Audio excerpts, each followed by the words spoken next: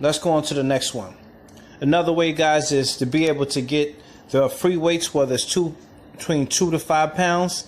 Put it in your hands, make sure it's not too heavy, and work on your kata moves. That's right. And in between them, that's right, put it back down and do it without the weights. Excellent way to work, once again, on your HIIT training, on your endurance. Another thing you can do also, that's right, add some of them high knees into it. Any type of sports or fitness moves will work. But let's keep on with the groove. Go on to the next one. That's right, grab that weight vest and put it to the test. Grab the weight vest, that's right, and get it in. That's right, you don't have to go too low when you do the weight vest, but make sure you let it flow.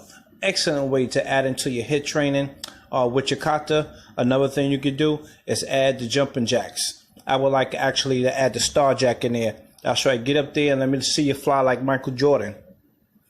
Next thing we're going to do, guys, for the HIIT training, all right, with your kata, is we're going to go right into, that's right, we might as well hit that hill. Get the kata on the hill. Excellent way, that's right, to get your HIIT training in.